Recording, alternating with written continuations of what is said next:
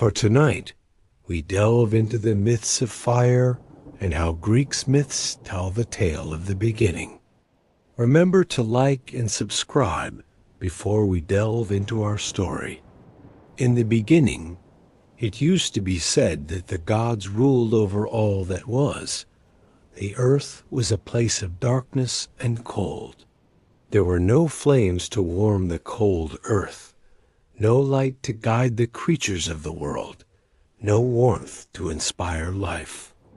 The gods themselves, living in the splendor of Mount Olympus, bestowed upon humanity nothing but their indifference. They watched as mortal creatures wandered in fear and struggle, each day passing in ignorance, darkness, and a cold that crept into the bones. Prometheus, one of the Titans born before the Olympians, had always watched the humans with a different eye. While the gods sat high in their ivory halls, far removed from the struggles of the earth, Prometheus had grown fond of the creatures that crawled on the ground below. He had watched their feeble attempts at survival, their efforts to protect themselves from the elements, their struggle to make sense of their world. They were weak, fragile, and yet there was something in them that stirred his heart. They were capable of greatness, but they had yet to know it. Among all the Titans, Prometheus was the one who understood the potential of humanity. He knew that they had the capacity for more, that they could rise above the beasts of the earth, if only they had the tools. The gods had given them nothing, and Prometheus could not bear to see them languish in the dark and cold. He made a decision. He would bring them the gift of fire. In those days, fire was the domain of the gods alone. They kept it locked away in the heart of the heavens, a secret power that allowed them to burn with divine radiance, forge weapons of unimaginable strength, and maintain their immortality. It was fire that fueled the light of the stars, the warmth of the sun, and the creation of the universe itself. To steal it from the gods would be an act of defiance, one that could have consequences far greater than Prometheus could have ever imagined. But in his heart, Prometheus knew that the gift of fire was the only way humanity could survive, let alone thrive. So, with determination burning in his chest, Prometheus set out to steal the fire. It would not be an easy task. The gods guarded the fire jealously, and their wrath was a force that none of the mortals could ever hope to challenge. Prometheus had already come to understand their power, and knew the risks of crossing them. He sought out Hephaestus, the god of blacksmithing and fire. Hephaestus was the master of the forge, the one who worked the molten metal of the earth and shaped it into divine weapons. He was one of the few gods who might understand the value of fire in the mortal world.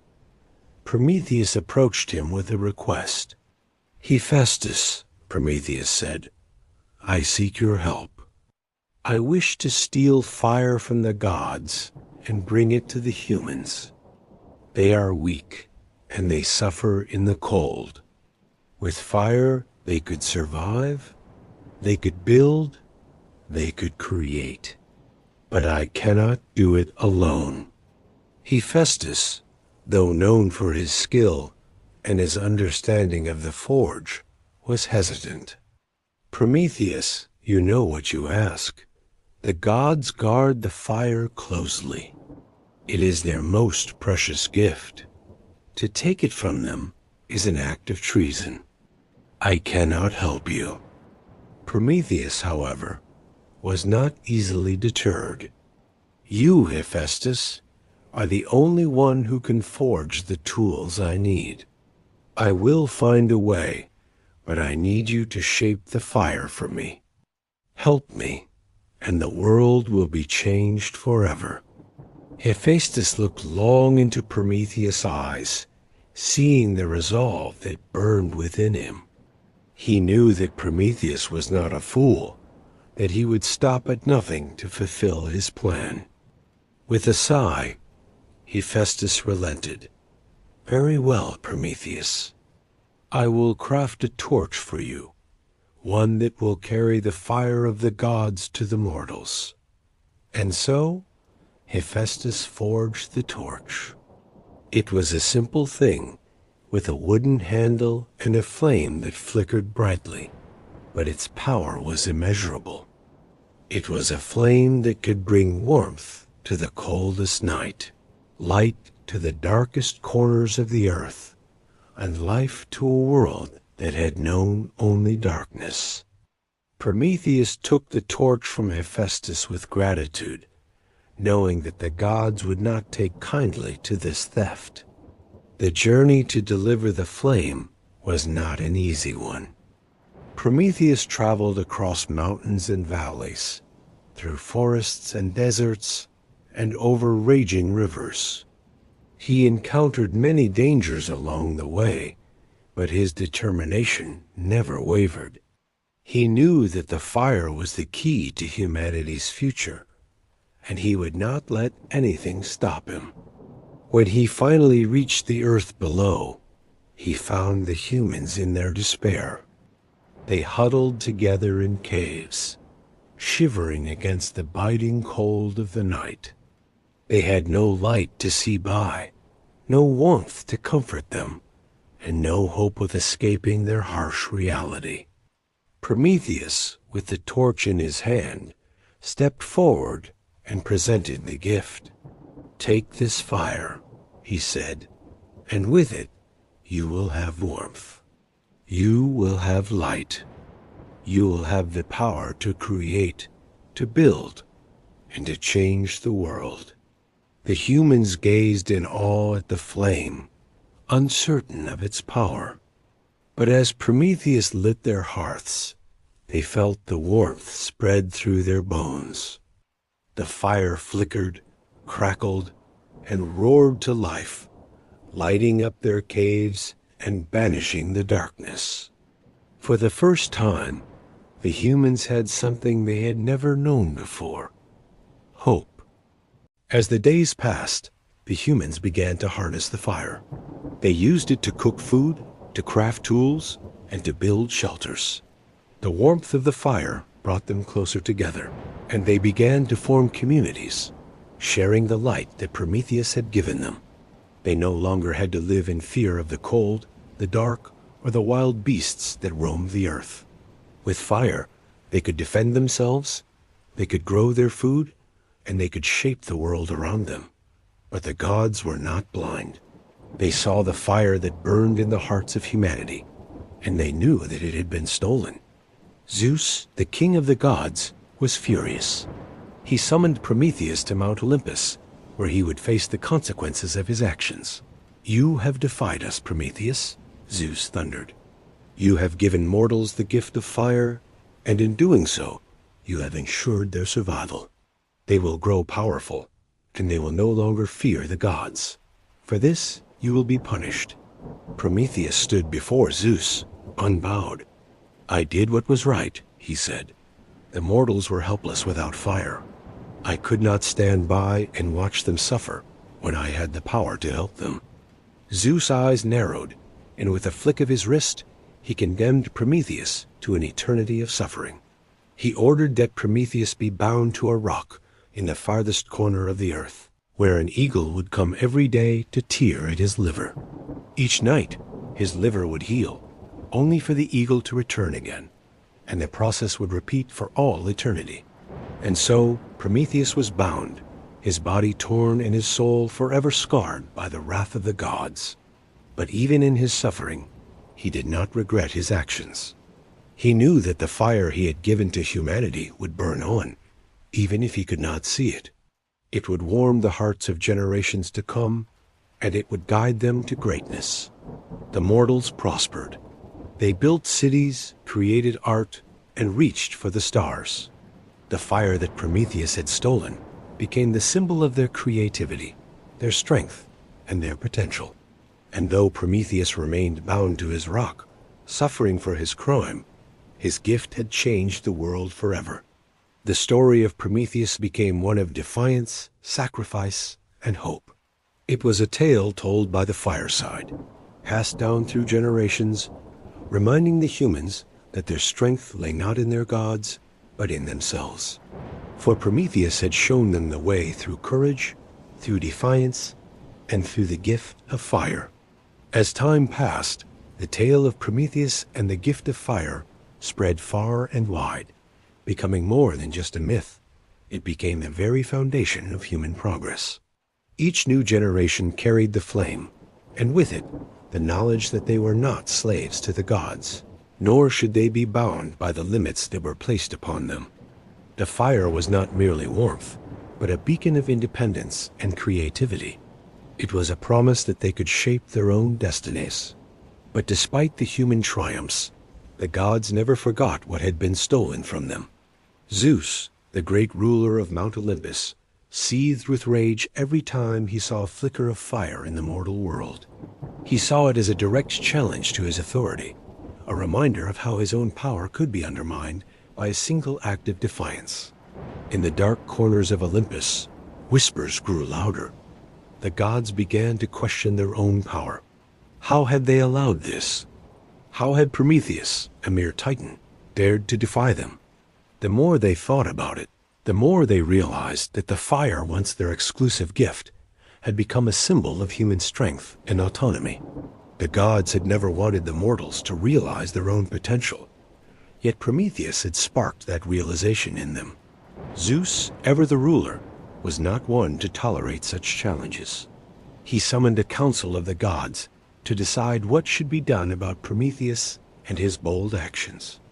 In the grand halls of Olympus, where golden light bathed the marble floors, the gods gathered to deliberate the fate of the Titan. "I can no longer tolerate this," Zeus declared, his voice booming through the halls. The fire was never meant for them. It was ours, and ours alone. Prometheus must pay for his defiance. His punishment will be a lesson to all who think they can defy the gods. Hera, Zeus' wife and queen of the gods, nodded in agreement. "We cannot allow this to go unpunished. If we do, who knows what the mortals will take from us next?" Their pride grows with every flicker of fire. The other gods murmured their assent. Apollo, the god of the sun and music, stood at the edge of the council, his eyes narrowed. He knew that Prometheus had given the humans more than just fire. He had given them the spark of their potential. And that was something the gods could not take back. But there was no turning back now. The gods had spoken, and Prometheus' fate was sealed. Part 2, meanwhile, Prometheus, bound to the rock in the farthest reaches of the earth, could only watch as humanity continued to grow and thrive. The eagle came every day to tear at his liver, but the Titan never cried out.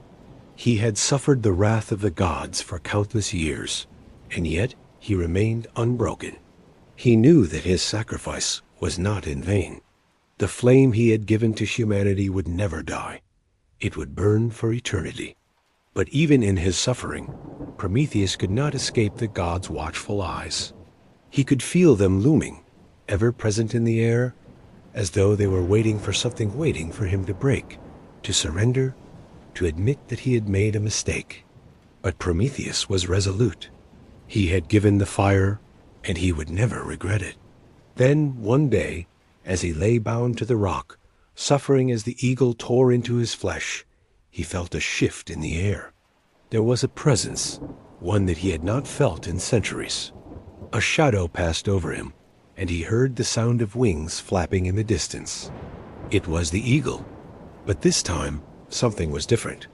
The eagle did not swoop down to rip at his body. Instead, it landed beside him, its golden eyes meeting Prometheus' gaze. "You have suffered long enough," the eagle spoke, its voice deep and resonant, as though it echoed from the very core of the earth. Prometheus blinked in surprise. "Who are you?" he asked, his voice weak, but curious. "I am no god," the eagle said, "but I am a messenger. You have been bound for too long, Prometheus. It is time for you to be freed." And so the eagle, with a single powerful stroke of its wings, broke the chains that had bound Prometheus for centuries. The Titan stood up, feeling the raw power flow back into his limbs as the chains fell away, clinking to the ground like fallen stars. "Why now?" Prometheus asked, still uncertain of what was happening. "Why have you come to free me now, after all these years?" The eagle's wings fluttered. "Because the world needs you. The fire that you gave to humanity still burns. They need your guidance. The gods will not allow them to thrive for much longer unless you intervene." Prometheus looked into the distance, his heart heavy. He knew the gods would not sit idly by while humanity rose in strength.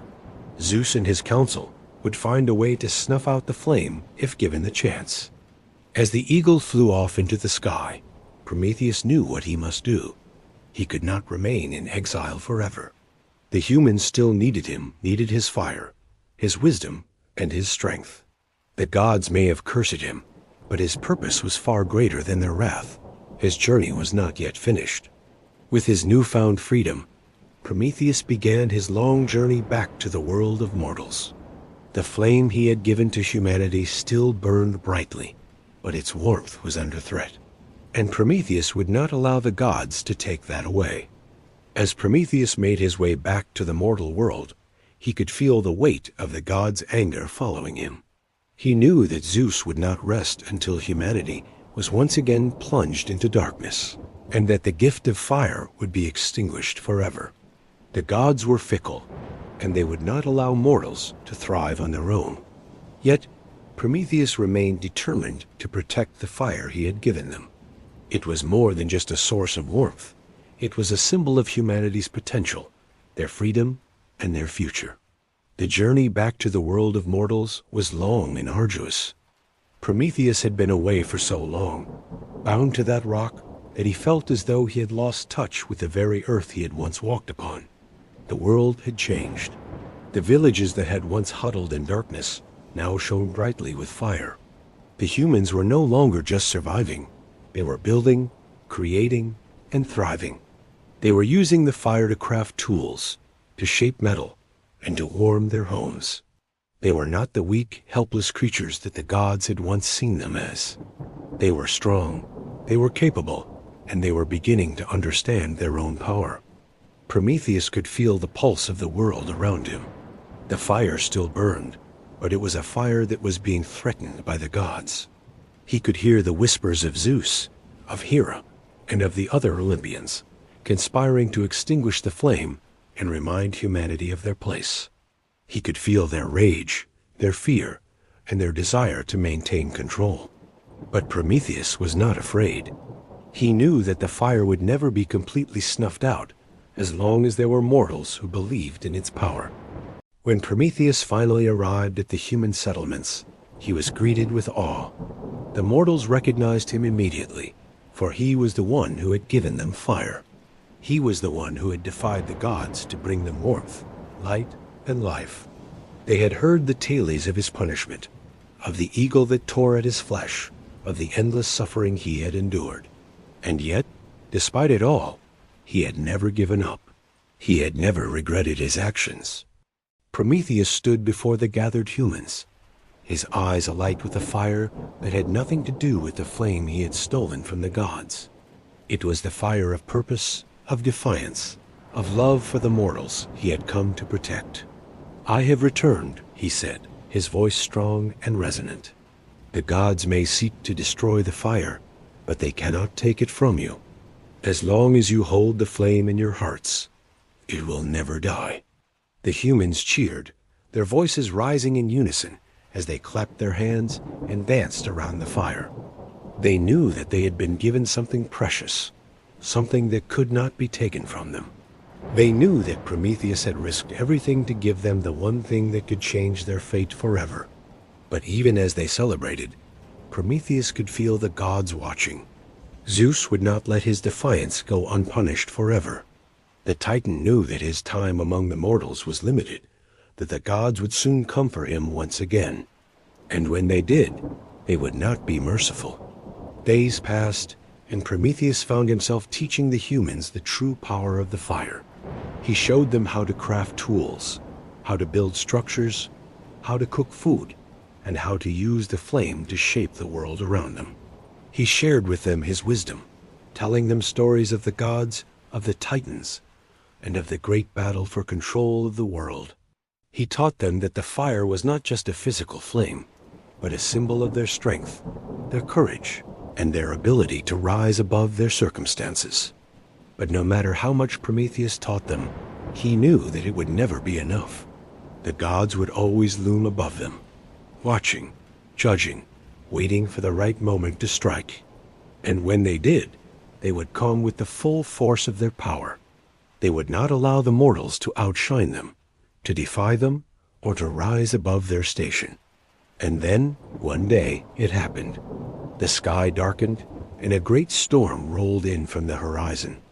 The winds howled, the trees bent, and the very earth trembled beneath the fury of the gods. Prometheus knew that they were coming for him. Zeus, his thunderbolts crackling in his hands, descended from the heavens, his eyes blazing with rage. Hera, his queen, stood beside him, her cold gaze fixed upon the Titan. The other gods followed, their faces stern and unforgiving. They had come to punish Prometheus for his defiance, to remind him that no mortal could stand against the will of the gods. "You dare defy us, Prometheus?" Zeus boomed, his voice shaking the very heavens. "You dare give fire to mortals, to empower them, to make them believe they are equal to the gods? For this, you will pay the price." Prometheus stood tall, unafraid. He knew the consequences of his actions, but he also knew that the fire he had given to humanity could never be extinguished. The gods may have their power, but they could never take away the spark of creation, the flame that had been born in the hearts of mortals. "I did what was right," Prometheus said, his voice unwavering. "The mortals needed the fire. They needed to be free from your tyranny, free from the cold and the darkness. And I gave it to them, even if it cost me everything." Zeus' eyes narrowed, and with a swift motion, he cast Prometheus down to the ground. "You will suffer for your actions, Titan. You will know the full weight of the gods' wrath." And so, once again, Prometheus was bound. But this time, the punishment would be even worse than before. The gods were not content with merely chaining him to a rock. They sought to break him, to make him regret his actions, to make him suffer for defying their rule. Each day, a different god would come to torment him, each one eager to remind him of the consequences of his disobedience. Days turned into weeks, and weeks turned into months.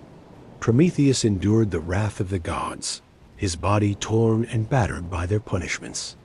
Each day, a new god would come to torment him, and each day, Prometheus stood tall, refusing to break. The eagle continued its daily visits, tearing at his liver, but no matter how much pain he endured, Prometheus never cried out. He knew that his suffering was not for naught. The fire he had given to humanity continued to burn, its light spreading across the earth. The mortals, now more united than ever, had learned to harness the flame. They used it to forge weapons, to craft tools, and to build great civilizations. With fire, they had created art, they had learned to cook, and they had brought warmth and light to their cold, dark world. They had learned to control the fire, but they also learned to respect it, understanding that it was both a gift and a force that could destroy if misused. Prometheus, bound to his rock, could not see the fruits of his labor. He could not witness the impact that the fire had on the world, but he could feel it in his bones. He could feel the hum of life, the pulse of creativity, and the flicker of hope that had been kindled in the hearts of mortals. His sacrifice had not been in vain. But even as the humans thrived, the gods did not relent. Zeus, furious that Prometheus had given the mortals the gift of fire, refused to let him go free. He demanded that Prometheus suffer for all eternity, that he be punished until he begged for mercy. The other gods, too, were eager to see Prometheus brought low. They had their pride, their power, and they would not allow any mortal, no matter how divine, to defy them. As Prometheus endured his torment, he felt a flicker of something else, something unexpected. It was not the pain that haunted him, nor the hunger or the thirst. It was the silence that had settled over Olympus. The gods had grown distant, their power waning, their voices no longer as certain as they once were. The mortals, empowered by the fire, were no longer afraid. They had begun to realize that they were not powerless, that they could stand against the gods and their rule. The flame that Prometheus had given them had ignited more than just their hearths. It had ignited a rebellion against the gods' tyranny. It was in this moment that the gods themselves began to question their own position. They had feared the mortals for so long, had looked down on them as mere playthings. But now, with the fire in their hands, the mortals were no longer content to bow. They were beginning to question the gods' authority, to ask why they should live in fear of those who were so distant, so removed from the struggles of the earth. Zeus, sensing the shift in power, called another council of the gods. This time, the tone was different. The gods were no longer certain of their own supremacy. They had watched as the mortals grew stronger, and they feared what might come next. If the mortals could stand against them, what would stop them from overthrowing the gods themselves? "We have made a grave mistake," Zeus admitted, his voice laced with anger and uncertainty. "Prometheus has given the mortals more than fire. He has given them the power to rise against us. We must do something before they grow too strong." The gods murmured in agreement, their faces clouded with doubt and fear. Apollo, the god of the sun and prophecy, stood at the edge of the council, his eyes thoughtful. "We cannot simply take the fire away from them. It is too late for that. The mortals have already learned to control it. They have tasted freedom. We must find another way to stop them." Hera, her face cold and stern, turned to Zeus. "What if we were to punish Prometheus once more? What if we were to make an example of him, to show the mortals that they cannot defy the gods and live?" Zeus' eyes gleamed with a new understanding. "Perhaps you are right. Prometheus has paid a heavy price for his defiance. But if we make him suffer in ways no one can imagine, perhaps the mortals will understand that they are still beneath us." And so the gods devised a new punishment for Prometheus. This time, it would not be enough to simply torment him physically. They would make him regret his defiance, make him wish he had never given the mortals the gift of fire. As the gods put their plan into motion, Prometheus continued to endure. The eagle came every day, but Prometheus no longer flinched. His body had become numb to the pain.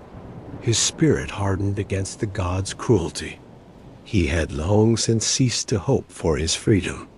Instead, he clung to the one thing that had kept him alive for so long, the knowledge that the fire he had given to humanity could never be extinguished.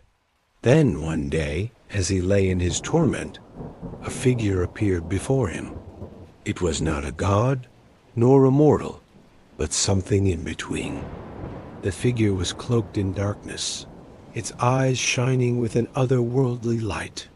"Prometheus," the figure said, its voice soft but clear, "I have come to offer you a chance for freedom." Prometheus looked up, his heart stirring. "Who are you?" he asked, his voice weak but curious. "I am the spirit of hope," the figure replied. "I have been watching you, Prometheus, and I have seen the strength of your heart. You have given the mortals a gift that cannot be taken from them. I cannot undo what the gods have done to you, but I can offer you a way to escape your suffering." Prometheus, exhausted and broken, could hardly believe what he was hearing. "How can you help me?" he asked. "The gods have condemned me to this fate. There is no escape." The spirit smiled, its eyes full of compassion. "There is always a way, Prometheus. The fire you have given to humanity is the key. You have shown them the path to freedom, and they will carry that flame with them forever. In time, they will come for you, and when they do, they will bring the fire to free you." Prometheus looked at the spirit, his heart heavy with doubt. "But the gods are powerful," he said, his voice filled with the weariness of centuries of suffering. "They control the heavens and the earth. What hope do mere mortals have against them? What could they possibly do to free me from this curse?" The spirit's smile deepened, and its eyes shone even brighter. "Do not underestimate them, Prometheus. They have learned from you. Your gift of fire has ignited something within them that the gods can never extinguish. The gods may control the skies, the seas, and the stars, but they do not control the hearts of mortals. That is something you have given them, and it will be their strength." Prometheus closed his eyes, feeling the weight of the spirit's words. For the first time in many years, a flicker of hope stirred within him. Perhaps the mortals could rise against the gods. Perhaps they could defy the very heavens that had bound him. But how? How could they, mere mortals, ever overcome the gods who had ruled the world for so long? The spirit seemed to read his thoughts. "You must have faith, Prometheus," it said. "The mortals will find their way. They will rise to the challenge. All they need is a spark. Just as you gave them the fire, they will give you the freedom you seek." For a moment, Prometheus remained silent, his mind swirling with uncertainty. He had given the mortals the fire, and in return, they had grown strong. But what if they failed? What if the gods' power was too great? Could he bear the thought of them failing, of his sacrifice being in vain? The spirit's voice interrupted his thoughts. "You have already given them the flame, Prometheus. All they need is the courage to carry it. And when the time comes, they will find the strength to free you." Prometheus looked up at the spirit, feeling a renewed sense of purpose. "I understand," he said quietly. "I will wait. If they are to free me, then I must trust that they will find their way." Days passed, and Prometheus remained bound to his rock, still tormented by the eagle's daily visits. But as he endured, he began to sense a change in the air. The earth beneath him seemed to vibrate with the energy of something greater, something that had not been there before. It was as if the very world was shifting, and in its depths, the mortals were rising. In villages far and wide, humans were beginning to understand the true power of the fire. They were using it not just to survive, but to create. They were building great cities, forging weapons, and learning to harness the very forces of nature. They had learned that fire could be used not only for destruction, but for creation.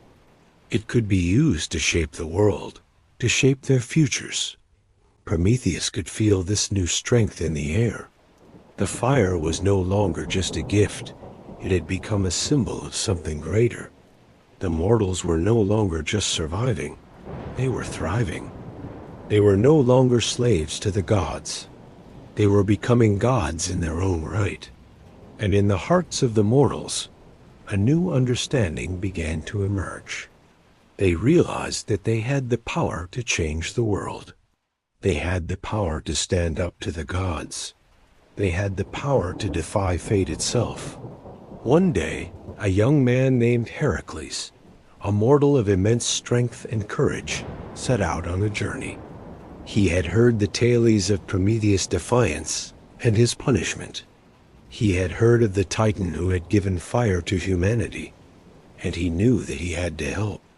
Heracles had been chosen by the gods to perform great labors, but his heart was not with them. He had always felt that the gods were unjust, that they held too much power over the lives of mortals. As he journeyed toward the distant mountain where Prometheus was bound, Heracles knew that his task would not be easy. The gods would not let him reach Prometheus without a fight. But he was determined to succeed. He had heard the stories of Prometheus' defiance, and he knew that the Titan's suffering could not go on forever. He had the strength, the will, and the fire of Prometheus in his heart. When Heracles arrived at the rock where Prometheus was bound, he found the Titan suffering as he always had. The eagle was perched nearby, ready to torment him once again. But Heracles, filled with righteous anger, strode forward with purpose. "I have come to free you, Prometheus," Heracles said, his voice firm and strong.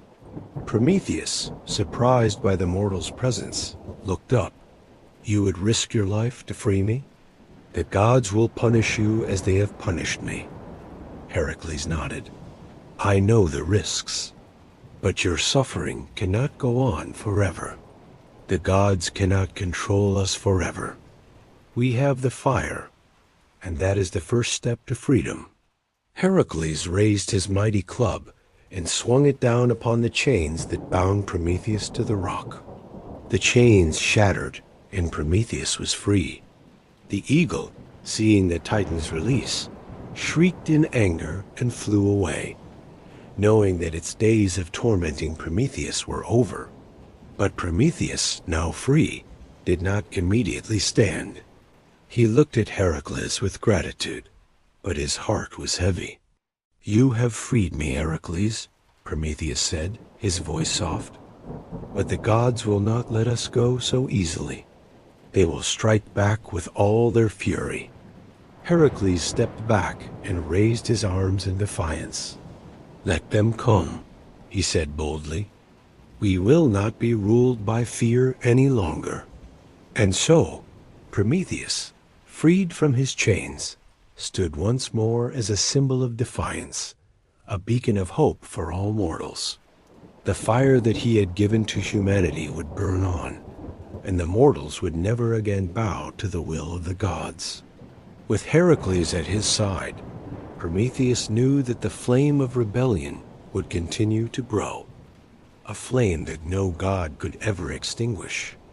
As the winds of change began to blow across the earth, Prometheus and Heracles looked toward the future. The gods may still hold power over the heavens, but the mortals now held the fire. They held the strength to shape their own destiny. And in that moment, Prometheus realized that his sacrifice had not been in vain. The mortals had learned to carry the flame, and with it, they had become something greater. They had become gods in their own right. As Prometheus and Heracles stood together, the weight of their victory hung heavy in the air. The chains that had bound the Titan to the rock were now shattered, but Prometheus' mind was filled with the gravity of the gods' wrath. He knew that their release was not the end, but only the beginning of a new struggle. The gods, though momentarily stung by the defeat, would not leave it unanswered. Prometheus turned his gaze to the sky. The storm clouds gathered on the horizon, and a cold wind began to blow. The gods were coming. Zeus would not let the mortals have their fire, not without a final attempt to reclaim control. The sky rumbled ominously, as if to warn them of what was to come. "Heracles," Prometheus said, his voice steady but filled with the weight of centuries of defiance.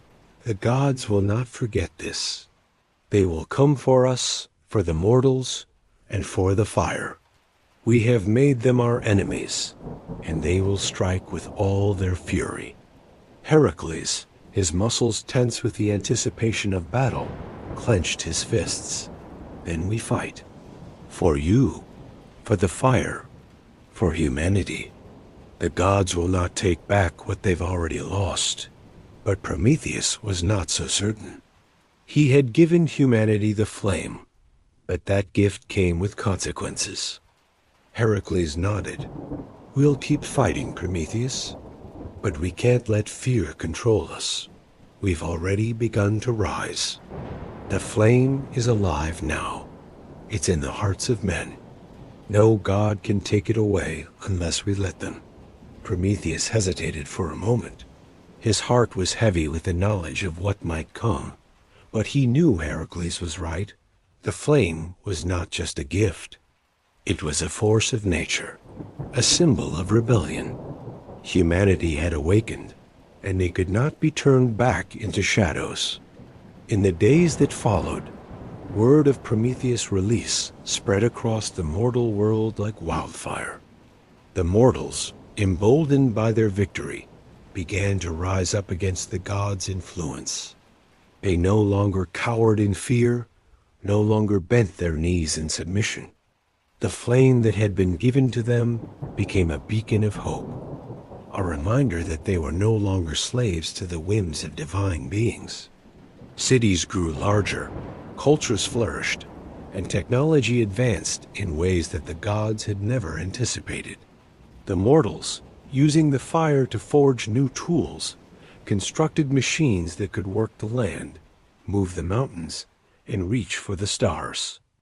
What had once been a struggle for survival was now a quest for mastery over the very elements that the gods had controlled for eons. But as the world shifted, so did the gods' plans. In the dark corners of Olympus, Zeus and his council began to plot their retaliation. They knew that the fire was more than just a physical flame. It was a symbol of defiance, of rebellion. And that rebellion could not be allowed to stand. If the mortals were allowed to continue, they would grow too strong, too independent. The gods would lose their hold over the world they had once ruled with absolute power. Zeus summoned the Olympians once more, his fury a storm of divine wrath. We cannot allow the mortals to continue in their arrogance. Prometheus has made them think they are equal to us. He has given them fire, and with it, the power to defy us. We must strike before they grow too powerful.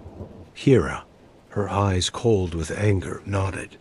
They must be reminded that we are the true rulers of this world. We cannot allow them to think they are free. The fire must be extinguished. Apollo, the god of the sun and prophecy, spoke quietly from the corner of the council. We have already seen how the mortals have used the fire. They build, they create, they destroy. They are changing the world in ways we never imagined. But I do not believe we can simply take the fire from them again. It is not just a flame. It is a symbol now, a symbol of their rebellion. We must take it away in a way that will crush their spirit, not just their bodies. Zeus' gaze darkened. "What do you suggest, Apollo?" Apollo stood, his expression grim. "We must corrupt the fire. We must turn it against them, make it a source of chaos and destruction. The fire that Prometheus gave them can burn the world down if it is not controlled. If we unleash its true potential, the mortals will destroy themselves with it. They will be their own undoing." Zeus nodded slowly. "Very well. We will use the fire to make them understand their place. We will show them that they cannot defy the gods." In the mortal world, the fire continued to burn, bright and unyielding. It lit the cities, warmed the homes, and inspired creativity and hope in the hearts of the mortals.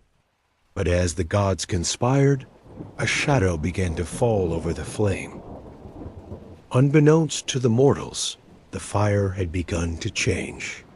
The power it contained was growing, evolving in ways that even Prometheus had not foreseen. The first signs of the corruption were subtle. Fires began to spread uncontrollably, consuming whole villages and towns. The once gentle flame that had provided warmth and light now became a ravenous beast, consuming everything in its path. It was no longer the symbol of life, but a force of destruction. Prometheus, watching from the distance, felt the change in the air. He could sense the corruption spreading like a poison in the heart of the fire. He knew the gods had struck, but he was unsure of how to stop them. The flame he had given to humanity had become a weapon, one that could turn on its creators. "Heracles!" Prometheus called out, his voice filled with urgency. "The fire, it is not what it once was. It is becoming something else. Something dangerous." Heracles, standing beside him, frowned. "The gods are playing with fire, Prometheus. They've turned it against us." Prometheus nodded gravely. "They have, and the mortals will pay the price. We must find a way to reclaim the flame before it consumes everything." The flames of destruction spread faster than Prometheus and Heracles could have imagined. Entire villages were reduced to ash in a matter of hours, their inhabitants fleeing in terror from the uncontrolled fire. What had once been a gift had turned into a curse. The fire that Prometheus had given to humanity was no longer a tool of creation. It was an uncontrollable force that threatened to erase everything. The mortals, once empowered by the flame, were now helpless before it. They had not yet learned how to control the fire's new power, and it consumed them in ways they had never anticipated. The sky was filled with smoke, the sun hidden behind the clouds of ash, and the world seemed to darken with each passing day. Prometheus could feel the weight of guilt heavy on his heart.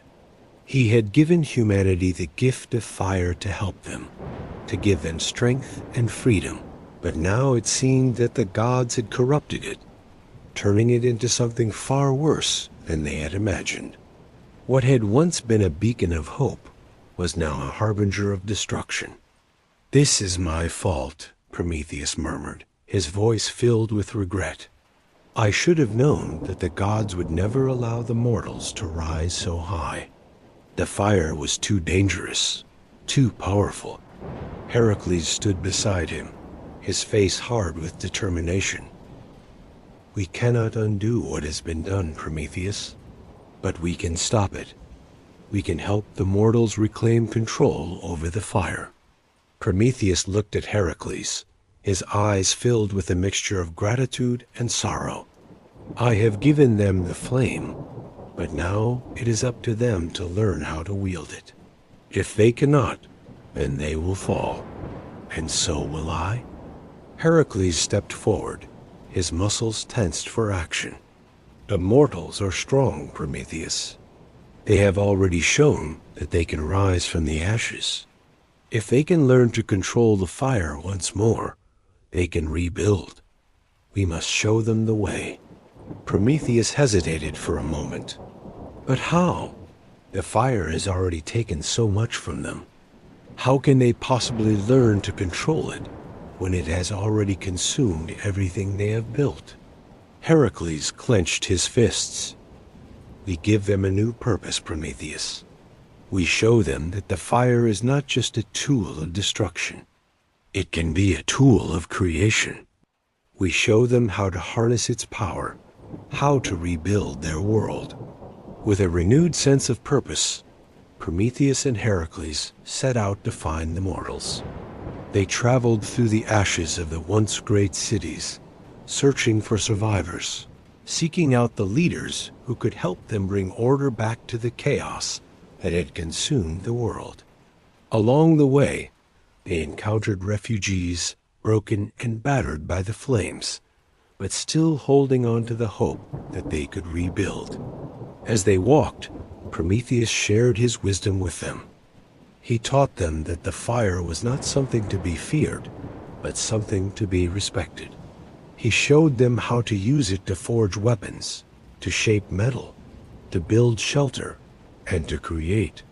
He reminded them that fire was not just a destroyer, it was also a creator.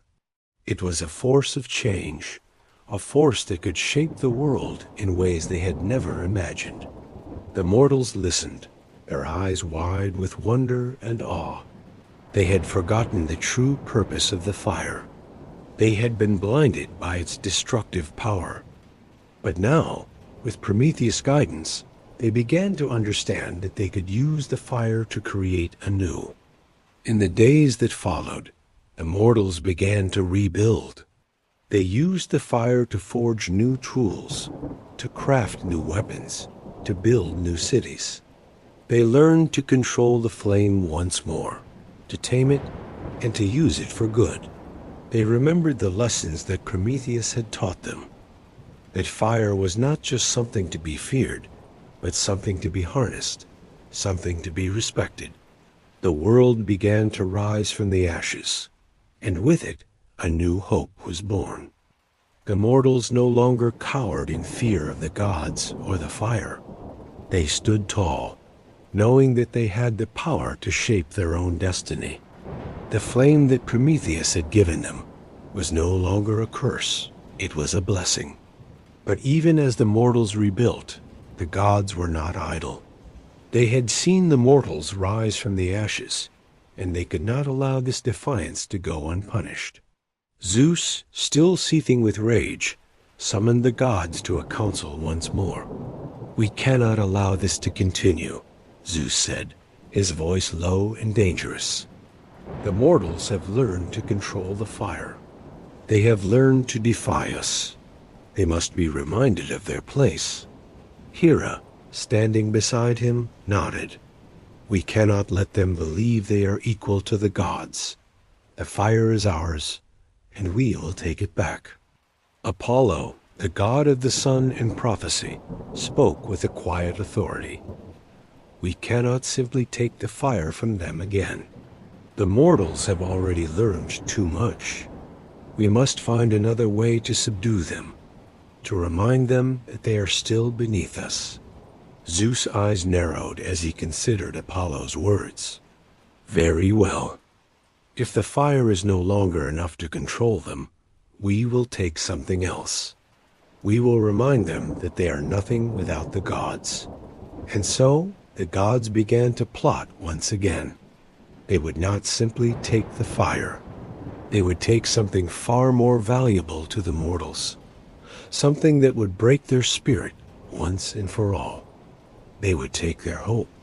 As the gods schemed in the shadows, Prometheus and Heracles knew that the fight was not over. The mortals had learned to control the fire, but the gods would stop at nothing to reclaim their power. Prometheus' heart burned with the knowledge that the gods would never let mortals live in peace. But he also knew that they had come a long way. The flame had given them hope, and that hope would never die. The gods' plot to crush the mortals' hope was already set in motion. They would take away their most treasured gift, the one that had sparked the fire of progress, their ability to create and innovate freely. The gods would twist the flame into a force of destruction again, turning it against the very humans who had once learned to control it. Prometheus, knowing what was coming, turned to Heracles. His heart was filled with worry, for he knew that even with the fire under control, the gods could still find a way to make it their weapon. He could already feel the rumblings from Olympus, the angry whispers from the Olympian halls. Zeus would not stop until he had crushed humanity's defiance. "We must be ready," Prometheus said, his voice low with the weight of the knowledge he carried. "The gods are planning something. They won't allow this progress to continue without retaliation." Heracles nodded, his face hard and filled with resolve. "What will they do? We've already freed the fire from their grasp. What more can they take?" Prometheus clenched his fists. "They can take something far worse than the fire. The gods may not control the flame, but they control something far more powerful, hope itself. Without hope, the fire will become nothing more than a destructive force. Without hope, the mortals will crumble." Heracles frowned, confused. "But they've learned to control the flame. The fire is part of them now. If the gods take away hope, the flame will still burn. It can't be destroyed." Prometheus sighed. "No, Heracles. It's not the flame itself that is so important. It's the belief that they are capable of something greater. If the gods manage to destroy that belief, if they convince the mortals that they will never be free of the gods' rule, and the fire will be meaningless. It will burn, but it will burn in despair. Heracles stood tall, fists clenched in anger. We won't let them do that. I will fight for the mortals. I will fight for you, Prometheus. The gods cannot control us anymore. Prometheus placed a hand on his shoulder. You are a warrior, Heracles, and you will fight with all your might. But there is something more we must do. The mortals must stand together. They must unite against the gods. Only then will they understand the true power of the fire. As Prometheus and Heracles set off to gather the mortal leaders, they saw the signs of the gods' retaliation everywhere. The once clear skies were now filled with dark clouds, and unnatural storms raged across the land. The gods were making their move. They were planting seeds of doubt, whispering into the hearts of men and women, telling them that their power was nothing but a fleeting illusion. The fire had given them strength, but if they lost their faith in themselves, they would lose everything. The world was beginning to shake. Prometheus and Heracles arrived at a city where the fire still burned bright. It was a place where humans had come together to forge tools and weapons, to create art, and to build their future. But even here, in the heart of this thriving community, Prometheus could see the effects of the gods whispering. The people were beginning to doubt themselves. They feared that they would lose the flame, just as their ancestors had lost so much before them. Prometheus stepped forward, standing tall before the crowd. People of this city, he called, his voice ringing out. You have learned to control the fire, but now the gods will seek to take it from you. They will seek to destroy your hope, your belief in yourselves. But you must not let them. You must stand firm and hold on to the flame that burns within you. The crowd looked uncertain, but Prometheus could see the flicker of understanding in their eyes. They knew that their power came from within. They had learned to control the fire, and now they had to control themselves. Heracles stepped forward, his powerful presence commanding attention. The gods will try to break you, but you are stronger than they know. You have the fire, and you have the strength to keep it alive. We will stand together as one people, and we will not let the gods steal our hope. The crowd began to murmur, and Prometheus could feel the shift. They were no longer afraid. They were beginning to remember their power, to understand that the flame was not just a gift, it was a symbol of their potential, of their capacity to shape the world. Prometheus smiled, seeing the light returning in their eyes. You have the fire, he said softly, and as long as you carry it in your hearts, no god can extinguish it. But even as the mortals began to find their strength again, the gods were preparing to strike. Zeus, furious at the defiance of humanity, decided to make one final move. If the mortals were to grow too powerful, if they were to truly stand against the gods, they would need to be reminded of their place. And the only way to do that was to remind them of their vulnerability. Zeus turned to his fellow gods. We will destroy their hope once and for all. We will send them a gift that will remind them of their insignificance. We will show them that they are nothing without us. Hera, her eyes cold with determination, nodded. Let us create something that will break them, something they cannot fight, something that will strike at their very souls. The gods went to work. They crafted a being of unimaginable power, a creature so terrifying that it would send the mortals running in fear. This creature would have no equal, no rival, and no mercy. It would be the embodiment of the gods' wrath, sent to crush the spirit of mankind. The creature, a massive, shadowy beast, was born from the very depths of Olympus. It was unlike any creature seen before, an embodiment of fear, hatred, and power. Its eyes glowed with the fury of the gods, and its roar shook the heavens. The mortals had no chance against such a being, and they would soon learn that their defiance was nothing more than a fleeting dream. As the beast descended upon the earth, a darkness filled the skies. Its form was a terrifying amalgamation of shadow and flame, with wings like the night itself and eyes that glowed like burning coals. The ground trembled beneath its feet as it advanced, and the air grew thick with an oppressive heat.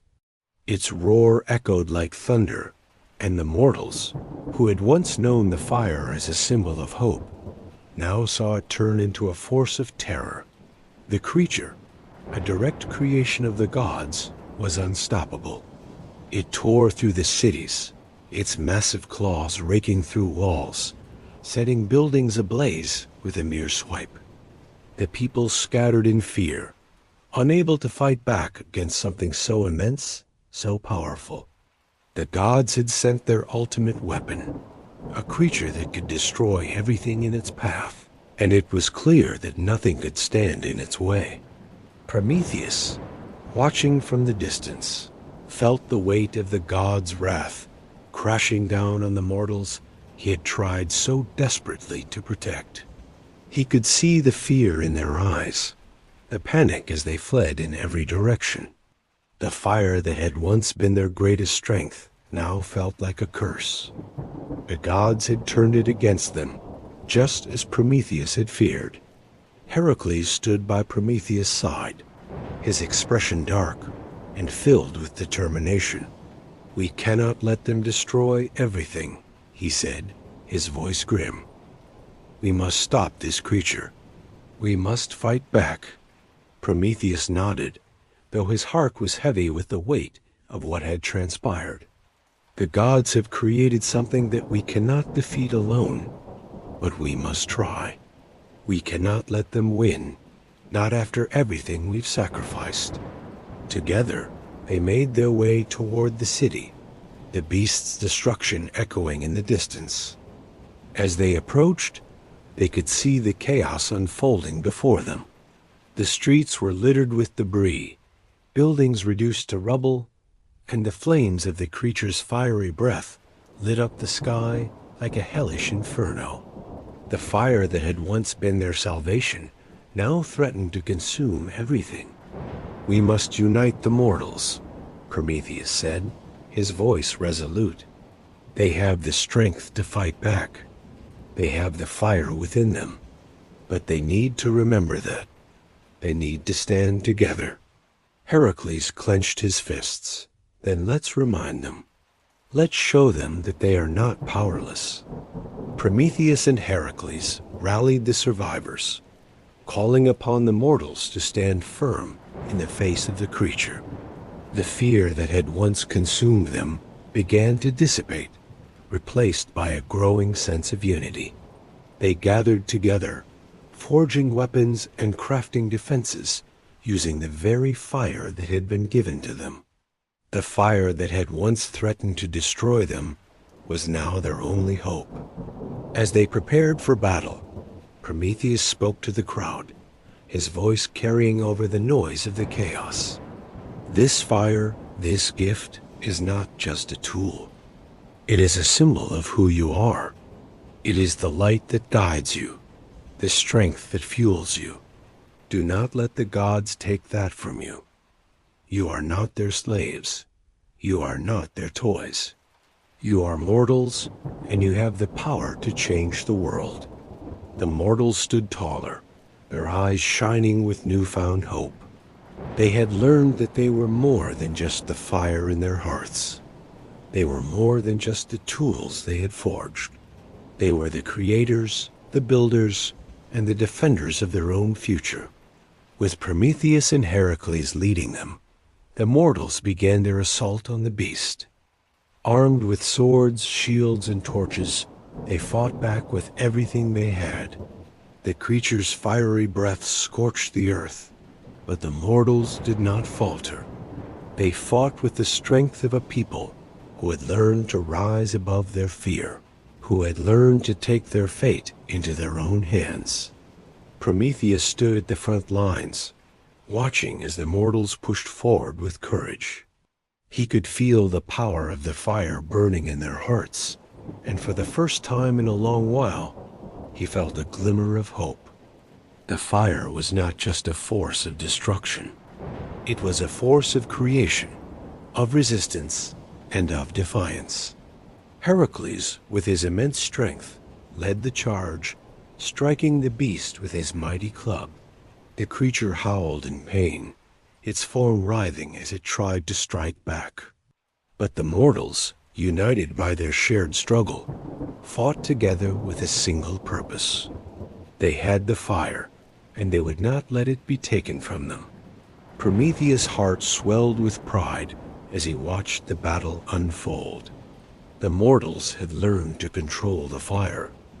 They had learned to harness its power, and they had learned to wield it against the gods themselves. The battle raged for hours, but with each passing moment, the mortals grew stronger. The creature, weakened by their relentless assault, began to falter. Its wings beat slower, its fiery breath weaker. The mortals, fueled by their determination and the fire that burned in their hearts, continued their attack. Finally, with a mighty strike from Heracles, the creature fell to the ground with a deafening roar. The earth trembled beneath it as it crumbled into nothingness, its fiery form extinguished by the very fire it had once controlled. The mortals stood victorious, their voices rising in a triumphant cheer. They had defeated the gods' creature, not with the power of the gods, but with the strength they had found in themselves. The fire that had been given to them was now their greatest weapon, not against each other, but against the tyranny of the gods. Prometheus looked out over the crowd, his heart swelling with pride. The mortals had done it. They had stood together, they had fought for their future, and they had reclaimed the flame. But even in victory, Prometheus knew that the gods would not give up easily. Zeus and the other Olympians would not forget this defeat. They would not let the mortals defy them without consequences. The battle was not over, but Prometheus had seen something in the mortals that gave him hope. They had risen up against the gods, and they had done so with the fire he had given them. The fire had become more than just a gift. It had become a symbol of humanity's potential, of their power to create, to change, and to stand against the divine. And in that moment, Prometheus knew that the world was changing. The mortals had discovered their strength, and with it, they would shape their own destiny. The gods could not stop them now. As the dust settled, and the last remnants of the creature's smoldering form faded away, the mortals stood in a circle around the fallen beast. The flames that had once been a source of terror now danced in the hearts of every person present. They had faced the gods' fury, and they had emerged victorious. The gods' weapon, meant to crush their spirit, had only strengthened them. Their belief in themselves, once fragile, was now solidified in the forge of battle-dogged Prometheus, standing. At the heart of the crowd, watched them with a sense of awe. The mortals, once weak and defenseless, had now proven themselves to be capable of more than just survival. They were creators, warriors, and builders of a new world. The fire he had given them was no longer just a gift, it was their inheritance. And it was a flame that could not be extinguished by any god. But Prometheus knew that their victory was only temporary. Zeus, Hera, and the other Olympians would not forgive this transgression easily.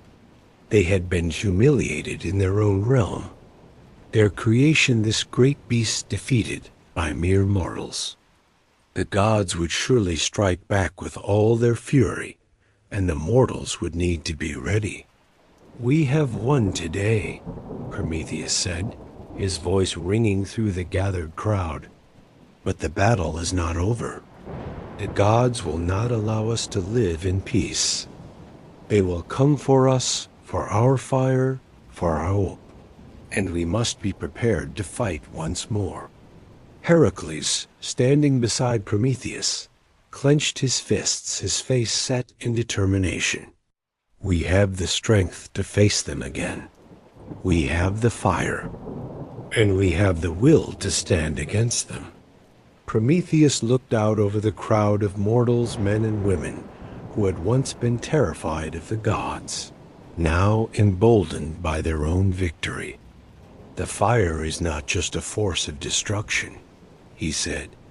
"It is the symbol of our strength, our unity, and our defiance. As long as we stand together, we will never be defeated." The mortals cheered, their voices rising in a powerful, unified roar. They had seen the gods' true nature. They had seen their cruelty, their indifference, and their desire to control.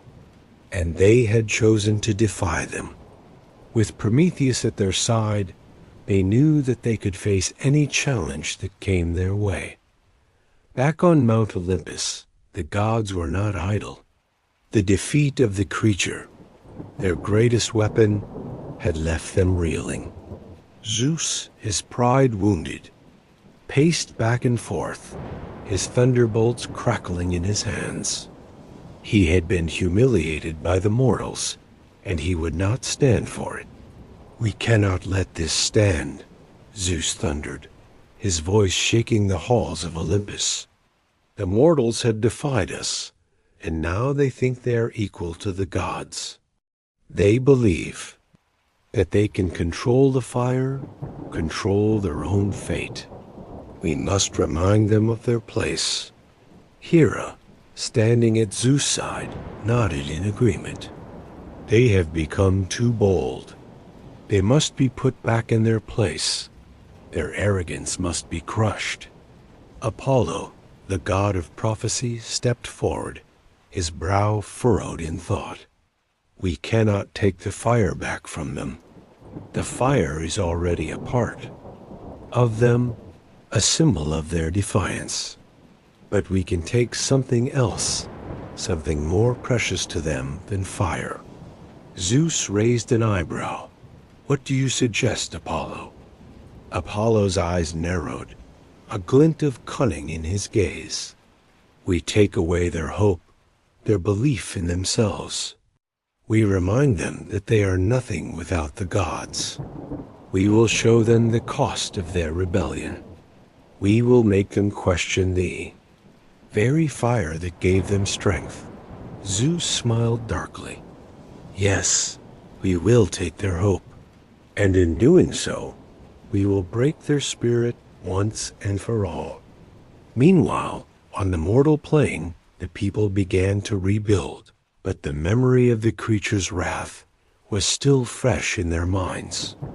They knew that they had won a great victory, but they also knew that it would not be their last.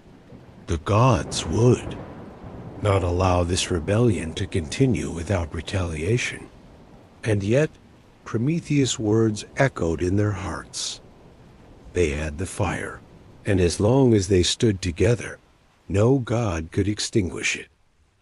Prometheus and Heracles traveled from city to city, helping the mortals prepare for what was to come. They taught them to fortify their homes, to create stronger weapons, and to defend the flame that had given them life. The fire was no longer just a gift. It was a symbol of their strength, their defiance, and their determination. But even as the mortals strengthened their resolve, Prometheus could feel the weight of the gods' anger. He could sense that Zeus was preparing something far worse than the beast. The gods would not stop until they had broken the mortal spirit completely. They would strike at their hearts, just as they had struck at Prometheus, hoping to extinguish the very thing that made them strong. "I feel their wrath building," Prometheus said to Heracles one night, as they stood atop a hill, looking down at the sleeping city below. "The gods will not let us go unpunished. They will find a way to take back what we have earned." Heracles clenched his jaw, his gaze hardening. "Then we fight. We fight with everything we have. The gods may have power, but they don't have what we have. We have each other. We have the fire." Prometheus nodded. "You are right, Heracles. We will stand together. We will not let them take the flame from us." The days grew darker as the gods made their move. In the shadows of Mount Olympus, Zeus and his council prepared for the final strike. They would show the mortals that no matter how strong they had become, they would always be beneath the gods. And when the time came, they would prove it that Prometheus could feel the tension in the air, a heavy weight that pressed down on the world. He knew that the time for defiance was running out. The gods would come for the mortals, and they would strike harder than ever before. But Prometheus would not let them win.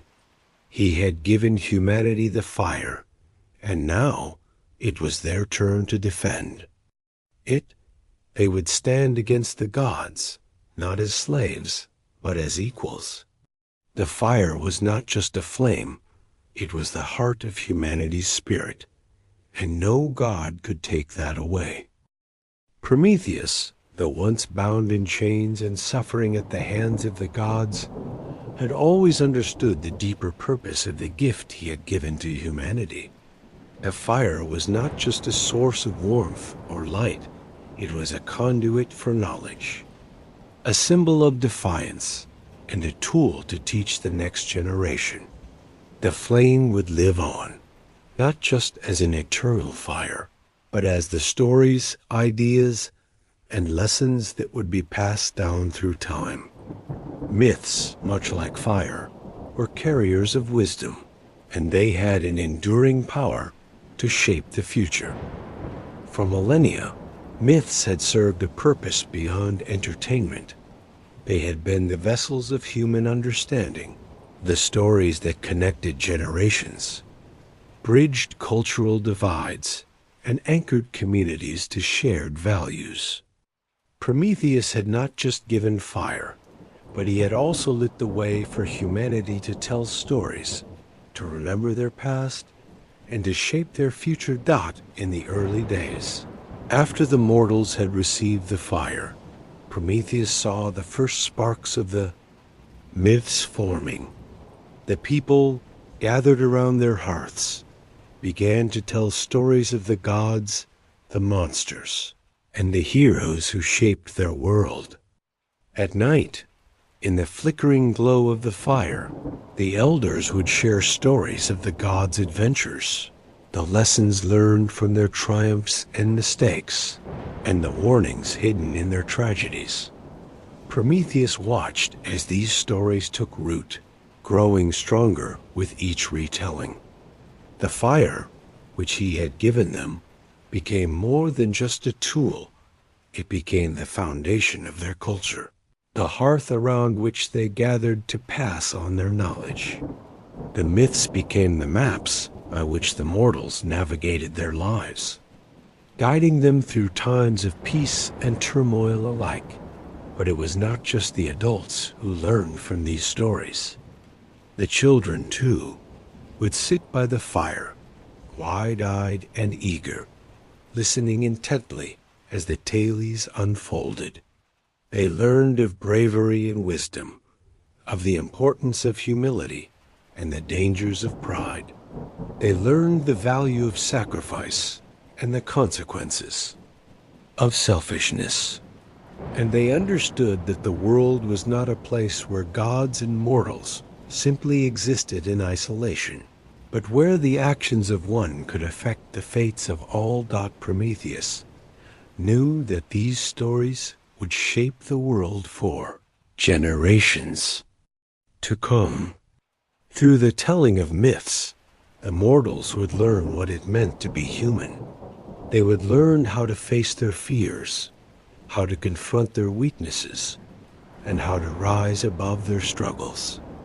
Myths were not just stories, they were lessons, encoded in the fabric of the universe, offering wisdom from the past to guide the future. As the years passed, Prometheus saw the power of these myths take root in the hearts of the mortals. They began to build temples to honor the gods, not because they feared them, but because they recognized the value in the lessons that the gods had left behind. The gods may have been distant, but their stories lived on, shaping the way the mortals viewed themselves and the world around them. That each new generation learned from the myths, and each new generation told the stories in their own way, adding their own layers of meaning and interpretation. The fire burned brightly, and as long as the fire burned, the stories would never die. The flames carried the wisdom of the past into the future, and the myths that were told around the hearth continued to evolve, taking on new forms, new lessons, and new meanings. Prometheus understood that, in a way, he had not just given us mortals fire. He had given them the tools to preserve and pass on their most valuable treasures, their stories. In the telling of myths, the mortals learned not only about the gods and their ancestors, but about themselves.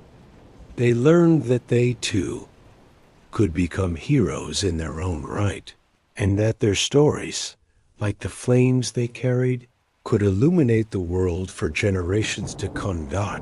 In the quiet moments between generations, when the fire flickered low and the world seemed still, the stories lived on in the hearts of the children. They listened as their elders spoke of distant lands, of legendary heroes, and of creatures born from the depths of the earth. They heard of gods who shaped the world with their hands, and of mortals who defied fate to carve their own path. They learned that the world was full of magic and wonder, and that the power to shape their own destiny lay within them. And as each generation grew, so too did the myths. The stories did not remain static. They adapted to the changing world, incorporating new ideas, new lessons, and new understandings. The heroes of old were reinterpreted in light of new challenges, and the gods' actions were viewed through the lens of new wisdom. The myths evolved as the mortals did, growing deeper and more complex with each passing year. But despite these changes, the core of the myths remained the same. They were the stories of humanity, stories that spoke of the struggles, triumphs, and lessons that defined what it meant to be human. They were the stories of the fire that Prometheus had given, a fire that burned not just in the hearth, but in the hearts of all who listened. Prometheus knew that this was the true gift. He had given the ability to pass on wisdom through the generations, to teach the lessons of the past to the children of the future. The fire he had stolen from the gods was not just a physical flame, but the flame of knowledge, of creation, and of hope. It was the flame that would guide humanity forward, lighting their way as they faced the challenges of the future. As the centuries passed, the world changed. New empires rose and fell, new ideas were born, and the world became more connected than ever before. But no matter how much the world shifted, the myths remained. They continued to be told, retold, and reinterpreted, each generation adding its own unique perspective. The myths were alive, evolving with the times, but always carrying the lessons of the past. Prometheus, watching from afar, smiled. He had given the mortals fire, but in return, they had given him something far greater. They had created a legacy of knowledge and wisdom that would never fade.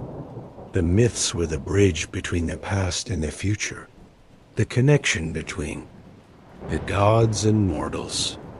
And as long as the fire burned, the myths would live on, lighting the way for all who sought their wisdom. In the end, Prometheus realized that his sacrifice had been worth it.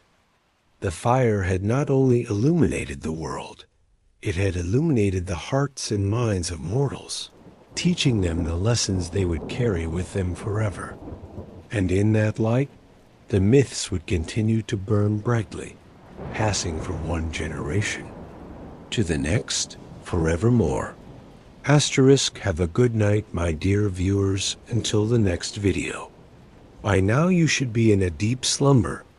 I wish for you happy dreams and an enjoyable new day.